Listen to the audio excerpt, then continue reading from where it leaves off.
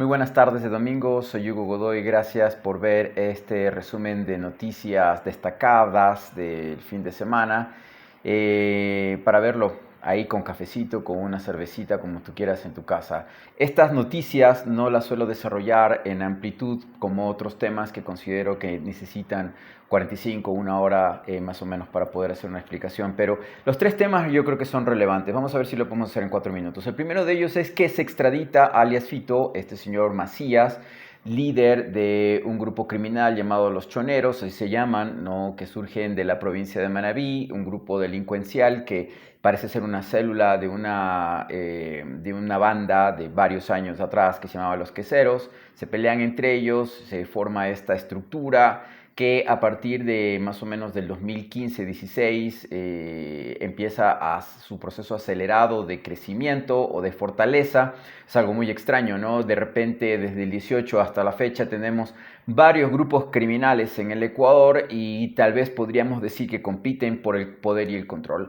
Este grupo, específicamente el de los Choneros, sale de la provincia de Manabí. Chone es una pequeña localidad, una pequeña ciudad, no muchos habitantes, no llegan ni siquiera a los 100.000 habitantes, pero cerca de Chone se encuentra una ciudad que se llama Manta. En el camino hacia la playa, hacia el mar, hacia el puerto de Manta está Chone. He tenido la oportunidad de estar allí, conocer la ciudad, es muy bonita, es muy pintoresca, la gente es muy amable. Pero más allá de aquello, bueno, surge este grupo criminal que se pelea con otros grupos criminales locales que empiezan a surgir en este gran negocio del envío de drogas de Perú y de Colombia y etcétera a través de varios puertos del Ecuador. Esto ya venía ocurriendo durante muchos años, no es algo de ahora, más o menos son de varias décadas, pero se explota, se vuelve mucho más potente o poderoso a partir yo creería que esto revienta prácticamente en el 2016-17.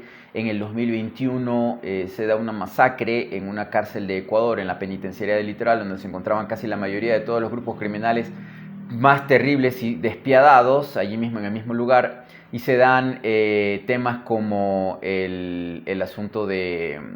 Perdón que tengo una llamada entrante y estoy grabando en un celular.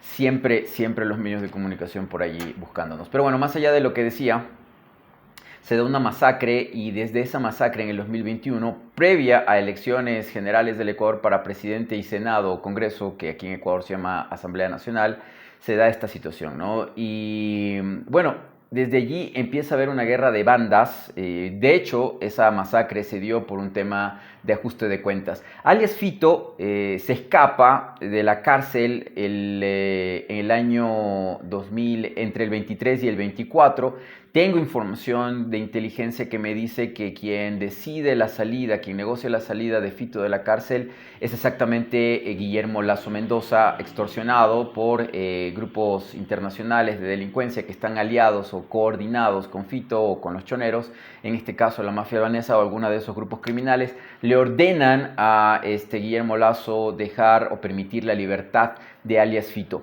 3 gobiernos consecutivos en el Ecuador han permitido el manejo de grupos criminales de las cárceles a través de una estructura pública que se llama SNAI, un sistema de control o de seguridad de las cárceles. Esto lo empieza el gobierno de Lenín Moreno, destruye, desarticula la estructura de control del desarrollo de los centros de cárcel o penitenciarios del Ecuador, que antes lo que hacían era, obviamente, buscaban la reinserción social de personas que habían cometido delitos y habían sido sentenciados.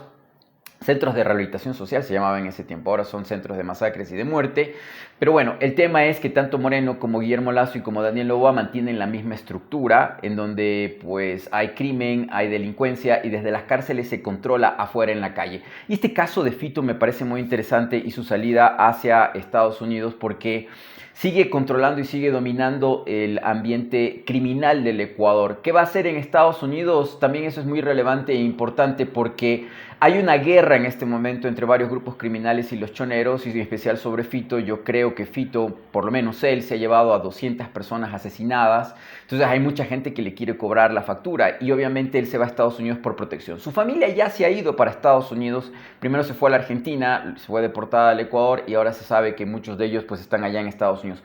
Parte del pago de la entrega de Fito probablemente, y también parte del pago de la entrega voluntaria de Fito hacia el gobierno del Ecuador es coordinadamente asesinar al líder de los Lobos, Flavio Leonardo Briones Chiquito, que la semana pasada, el día martes, fue asesinado en un Maserati, en un auto de lujo. El hombre ya tendría que haber estado en la cárcel, pero como digo, como hay una estructura de gobierno que está corrompida y que controla el tema de las cárceles, SNAI, que no han roto, no han destruido, yo no sé por qué, debería existir otra, cerrar eso y volver a construir alguna otra estructura, pero en este caso, pues, este señor Flavio Briones Chiquito, o Leo Briones, o también le conocían como el mexicano, el patrón, o alguna cosa por el estilo, fue asesinado junto a su pareja, Génesis Mendoza, quien ayudaba a lavarle el dinero al hombre, y pues se sabe que el tipo era un criminal, un sádico, como todo un narcotraficante, ¿no? Que está metido en el negocio de cuidar sus dólares, lo que le da plata. Entonces fueron asesinados en una operación, en un operativo que al parecer simulaba ser un control militar, ¿no? Rutinario. Recordemos que Ecuador está en estado de excepción. Ahora, para mi criterio, este tema de Fito es interesante porque en el Ecuador necesita la extradición de mucha gente que no se mueve, no se aceleran los procesos para traerlos al Ecuador. Y yo digo, en el caso de Fito, en cambio, sí, se demoraron 10 días para enviarlo hacia Estados Unidos, 10 días más o menos. Pero yo me pregunto, por ejemplo, el caso del Nar Luque Lecaro, ¿no? Que podría cantar muchas cosas sobre la estructura de corrupción de Guillermo Lazo, el Banco de Guayaquil, Multi-BG, Multibanco de Guayaquil, algunas estructuras, Banisi en Panamá, etcétera, ¿no? Un entramado que ha lavado más de 2.000 millones de dólares en más o menos 2-3 años.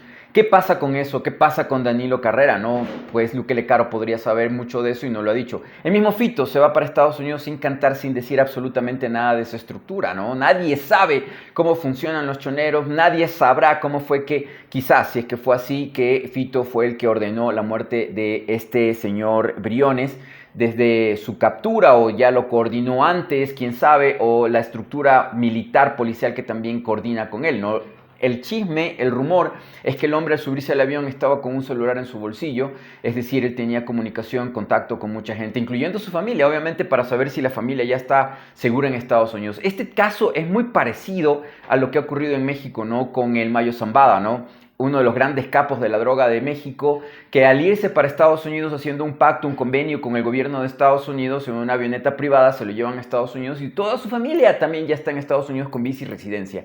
De la misma manera como también los familiares del Chapo Guzmán, ¿no? Que también están en Estados Unidos casi todos y con una parte de su fortuna que el gobierno de Estados Unidos les permite tener, ¿no? Entonces, estas son las negociaciones, estos son los pactos que se hacen entre los poderes de turno de los gobiernos que ven bien hacer negocios con o negociar con grupos criminales con el objeto también de hacer caer a otros criminales, ¿no? Esto también ha pasado en Colombia. Recordemos la alianza de los Pepes, grupos de narcotráfico que se alían con militares y policías de Colombia para darle la muerte a Pablo Escobar Gaviria, ¿no? Esto ya son 8 minutos, es un resumen, pero quería hacerte este resumen de este caso para que puedas más o menos entender qué es lo que está pasando en el Ecuador con este caso de este narcotraficante que ya debe estar en suelo estadounidense.